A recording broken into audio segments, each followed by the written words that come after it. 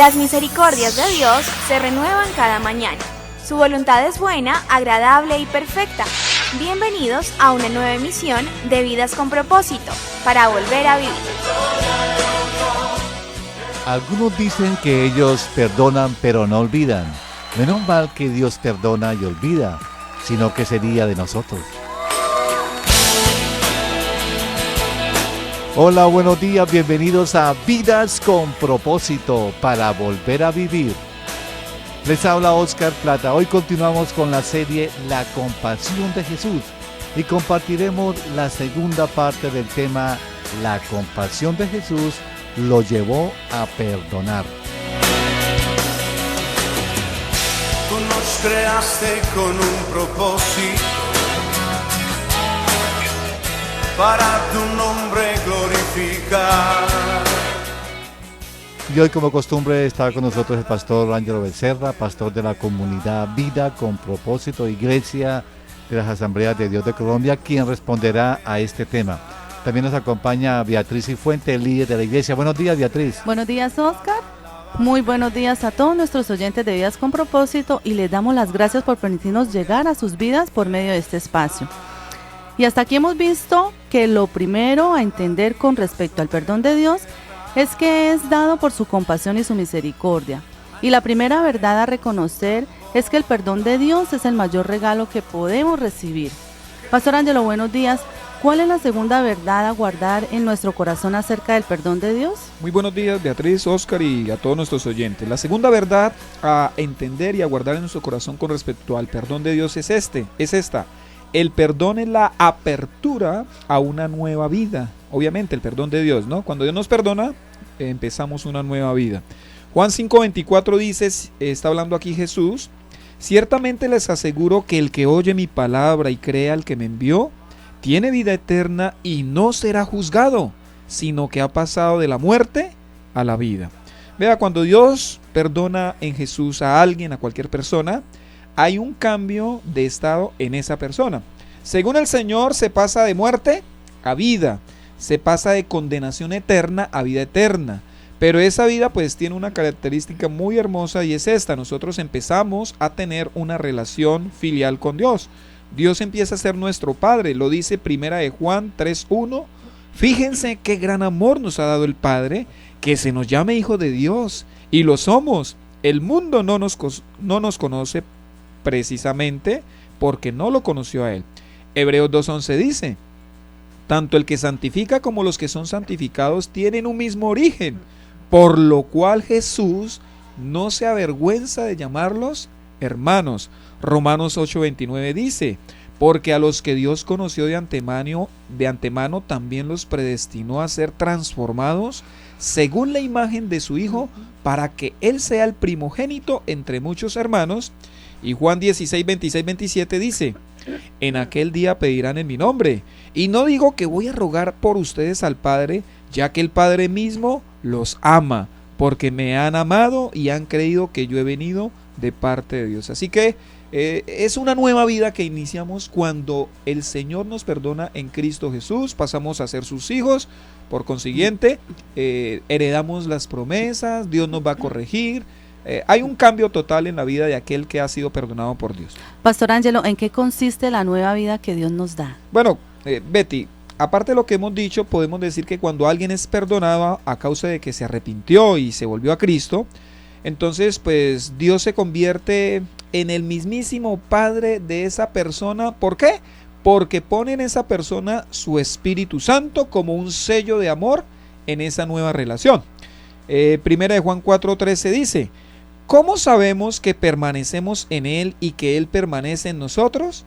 Y la respuesta que da el mismo apóstol es: porque nos ha dado de su Espíritu. Por eso es que nosotros lo sabemos. Esto pues es un acto de inmensa compasión, que de enemigos Dios nos pase a tener pues una relación con Él. Y no es una relación cualquiera, es una relación padre a hijo. Digámoslo de esta manera, como ejemplo. Hay alguien que lo odia a usted y de alguna manera, para infligirle daño, atenta contra la vida de su hijo, le quita la vida a su hijo.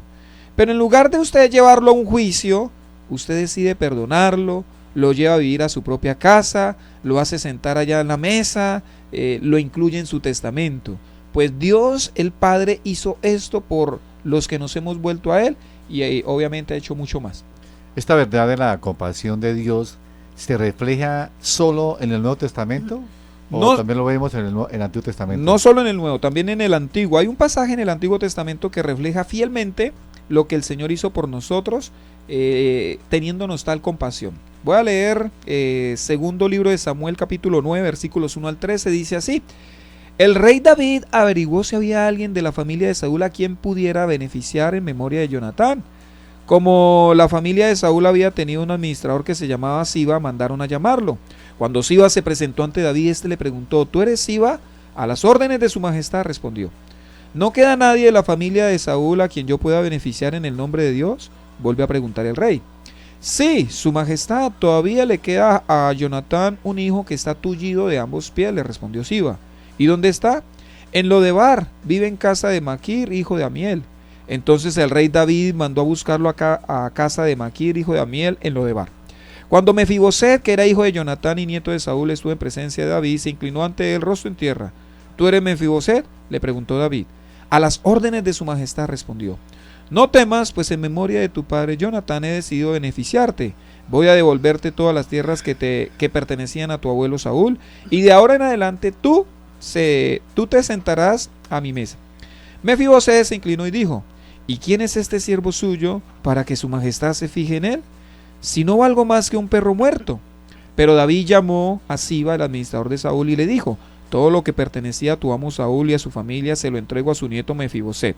Te ordeno que cultives para él la tierra y guarde la cosecha para el sustento de su casa, que te ayuden tus 15 hijos y tus 20 criados. En cuanto al nieto de tu amo, siempre comerá en mi mesa.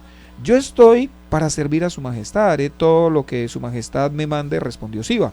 A partir de ese día, Mefiboset se sentó a la mesa de David como uno más de los hijos del rey. Toda la familia de Siba estaba al servicio de Mefiboset, quien tenía un hijo pequeño llamado Micaías. Tullido de ambos pies, Mefiboset vivía en Jerusalén, pues siempre se sentaba a la mesa del rey. ¿Qué podemos ver de la compasión de Dios reflejada en esta historia? Bueno, vamos a mirar algunos aspectos importantes que tiene una aplicación directa a nuestra vida. Es como lo que Dios hizo también por medio de Jesucristo a favor de nosotros. Lo primero que yo encuentro en esta historia es que Mefiboset era enemigo de David por herencia. Pues nosotros también somos o fuimos enemigos de Dios por herencia.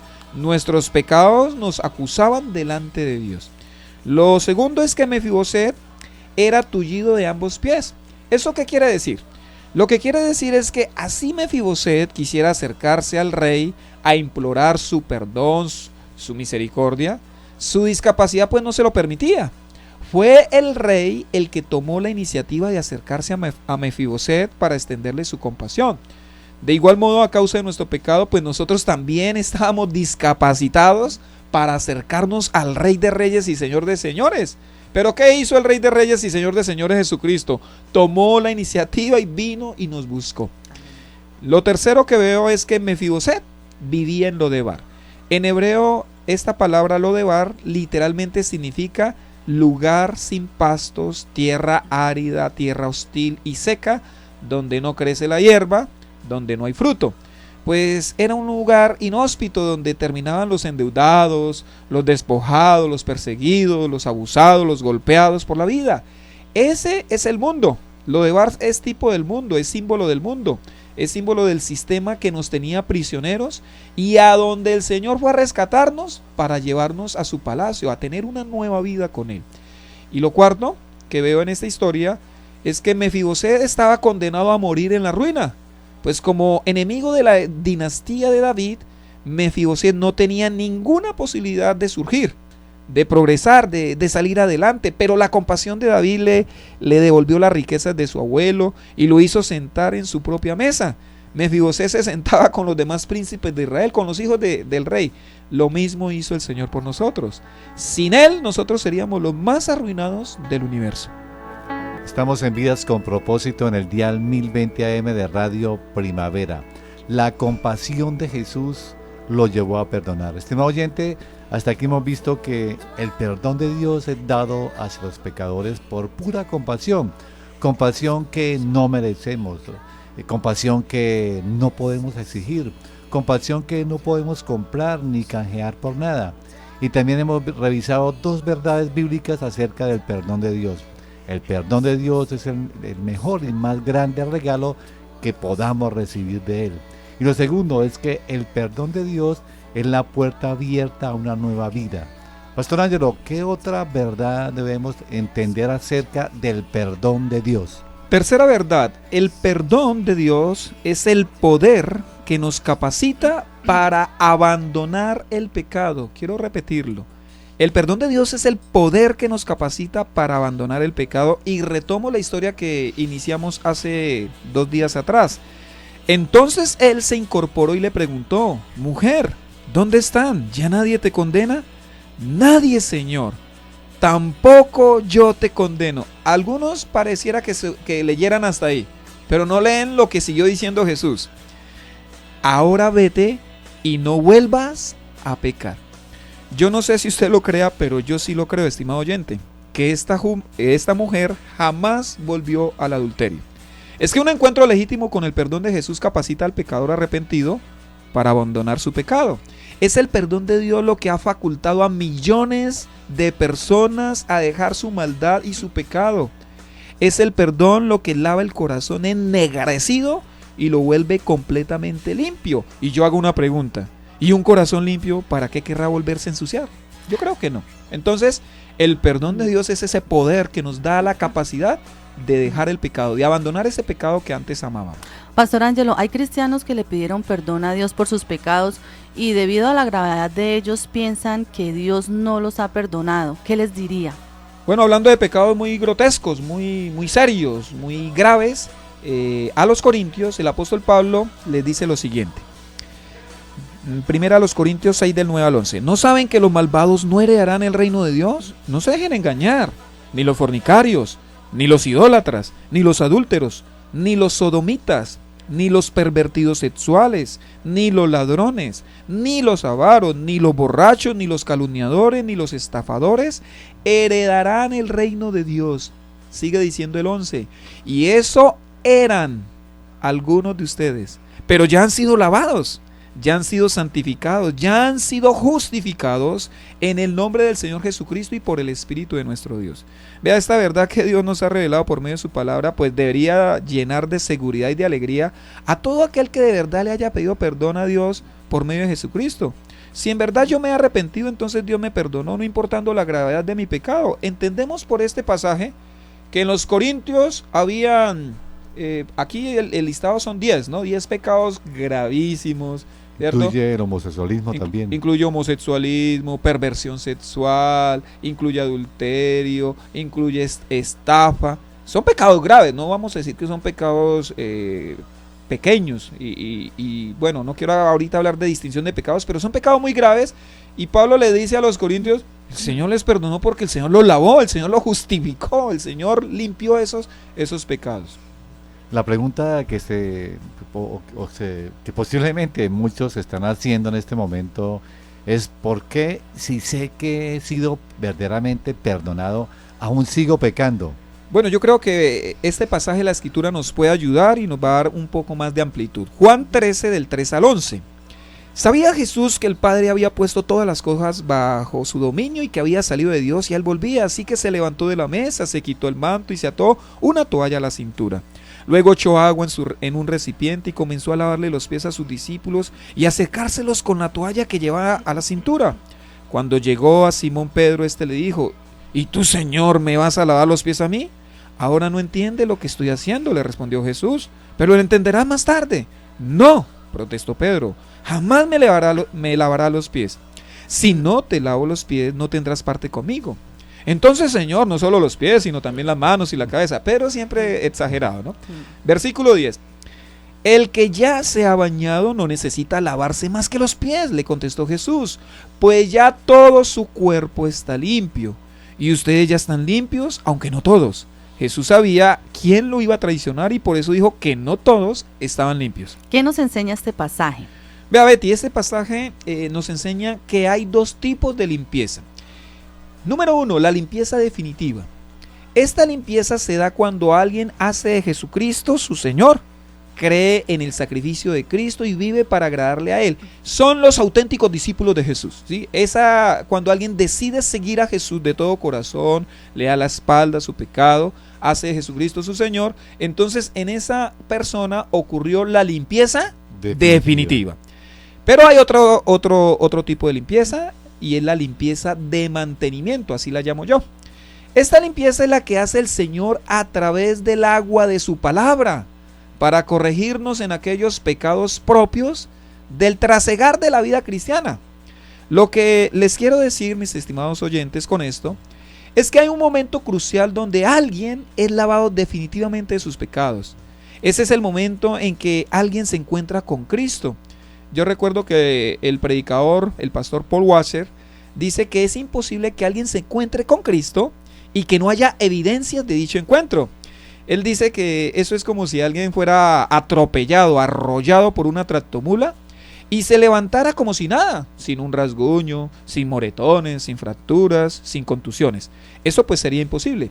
De igual modo, dice él, si alguien es arrollado por Cristo, dice él, entonces esa persona que entiende el sacrificio de Cristo en la cruz, es imposible que siga siendo igual, es imposible que viva en pecado.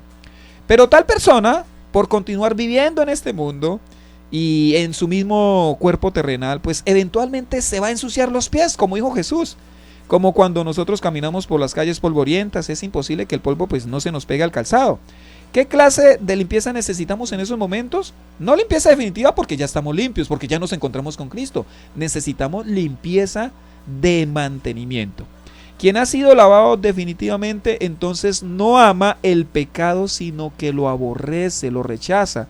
Cristo lo perdonó y eso es suficiente para abandonar el pecado. Este aspecto es muy importante, Pastor Ángelo, porque algunos cristianos pues entienden que la salvación es por gracia, pero a veces no entiende que también la gracia contiene el poder de Dios para vencer el pecado. Nos da su espíritu para vencer el pecado y no ser esclavo de ningún otro pecado. Sí, la fe que salva no es solamente la fe que perdona pecados, sino también es la fe que da el poder para vencer el pecado. Bueno, ¿cómo podríamos identificar entonces a un auténtico cristiano de alguien que aparenta serlo? Bueno, permítame hacer una analogía con un cerdo y con un humano. El cerdo, que tiene naturaleza de cerdo, se complace en comer basura, en porquerías, de comer aguamasas. ¿Él por qué lo hace? Pues porque es cerdo. En cambio, el humano no puede comer basura, no puede comer porquerías, no puede comer aguamasas, así lo quisiera. ¿Por qué? Porque él es humano. Si eventualmente esta persona ingiriera basura, porquerías, aguamasas, pues le causaría un gran daño de estómago, porque esa no es su naturaleza, ese no es el ambiente, ni el hábitat, ni el alimento de un ser humano. Vea cómo lo dice el apóstol Juan: ninguno que haya nacido de Dios practica el pecado, porque la semilla de Dios permanece en él. No puede practicar el pecado porque ha nacido de Dios. Y entonces acá ya esto nos ubica. Si alguien sigue en el pecado una y otra vez, si el pecado es su hábitat, si el pecado es su naturaleza, si continuamente se complace en el pecado, pues tal persona no se ha encontrado con Cristo, tal persona no ha sido perdonada, tal persona no ha entrado a la nueva vida. Es por eso que no tiene el poder para vencer el pecado. Así sea miembro de la iglesia, así sea bautizado aún. Así sea pastor. Si vive en el pecado, si practica el pecado, no ha nacido de nuevo, no ha sido perdonado. Y qué triste, pues si sigue en esa vida, se va a perder eternamente, se va a condenar eternamente. Es que mire, Oscar, ahí es donde nosotros presentamos nuestros problemas en la teología. Nosotros creemos que porque alguien hizo una oración, creemos que porque alguien se bautizó, que porque alguien lee la Biblia o de pronto va a la iglesia muy constantemente, creemos que por eso ya nació de nuevo. No. El nuevo nacimiento es un milagro asombroso, sobrenatural, producido por Dios cuando un pecador se arrepiente de su maldad y pone su confianza en Cristo. Si eso no ha sucedido, por más que vaya a la iglesia y, como dije anteriormente, así predique, así ore, y así los enfermos se sanen, si no se ha arrepentido de sus pecados, si no se ha vuelto a Cristo, pues no ha nacido de nuevo y no verá la vida eterna. Una evidencia clara que podamos, digamos, identificar en alguien que realmente se ha vuelto al Señor es que ahora aborrece lo que antes amaba. Ya no se enorgullece del pecado que antes practicaba. Y eso es digamos, una forma de identificar claramente si alguien de verdad se ha vuelto al Señor. Que hoy a veces es difícil de identificar porque hay mucha, digamos, superficialidad, o no hay un mensaje claro sobre lo que es el pecado y su esclavitud y sus consecuencias en la vida humana. Qué triste tener que reconocerlo, pero alguien lo tiene que decir. Las iglesias podrían estar llenas de gente que no se ha arrepentido, de gente que no ha nacido de nuevo, y por eso tan pésimos testimonios. ¿Será que dicha gente, que sin haberse arrepentido genuinamente de su maldad y de su pecado, irán al cielo? Jamás. Eso es imposible. Dios no negocia sus principios. Los principios de Dios permanecen para siempre. Por lo tanto, pues aprovechamos este espacio para hacer un llamado a la reflexión, un llamado al autoexamen, a mirarnos. ¿Realmente yo me encontré con Cristo? ¿Será que mi conducta lo único que está demostrando es que no me he encontrado con Cristo? Y si no se ha encontrado con Cristo, mi amado o mi amada, pues arrodíllese y dígale: Señor, qué vergüenza, yo aunque estoy en la iglesia jamás me encontré contigo, jamás me volví a ti, yo he vivido en el pecado, lo he justificado, lo he tapado, lo he escondido, pero sigo en el pecado, Señor, perdóname. Y si alguien lo hace, créame que el Señor le perdonará y le dará una nueva vida. Conocer la palabra de Dios a profundidad significa vida nueva y esperanza. Este fin de semana, en la comunidad Vida con Propósito de las Asambleas de Dios, el próximo domingo continuamos con la serie Justificados en Cristo, con el quinto tema, honre la justificación, en nuestras reuniones de pie de cuesta a las 8 de la mañana en la carrera séptima número 450, y lo mismo en el Poblado, municipio de Girón, a las 8 de la mañana. En nuestra sede ubicada en el restaurante y asadero Super Pollo, carrera 26, número 4121, segundo piso. Y en Bucaramanga a las 5 de la tarde en la carrera 18, número 1922, Colegio Americano. Pastor Ángelo, por favor, una breve introducción al tema del domingo. Bueno, supongamos que un hombre mantiene oculta una relación adúltera, su esposa lo descubre, y cuando su esposa lo descubre, el hombre decide irse. Este hombre es cristiano, ¿no? Decide irse de su casa, abandona a su esposa, a sus hijos, se va con esa mujer que también iba a la iglesia, donde el hombre que yo estoy mencionando es pastor. Entonces la pregunta es, ¿este hombre realmente ha nacido de nuevo? Bueno, vamos a suponer que sí, vamos a suponer que algún día Cristo lo perdonó, lo limpió de sus pecados, pero este hombre está haciendo estas cosas. Mi pregunta es, ¿este hombre está honrando la justificación? ¿Está viviendo de acuerdo a las enseñanzas de Cristo? De eso vamos a hablar este domingo, porque como hablamos en el programa de hoy, el perdón demuestra evidencias, ¿sí? Saca a la luz evidencias de que en verdad algo ha sucedido en el interior.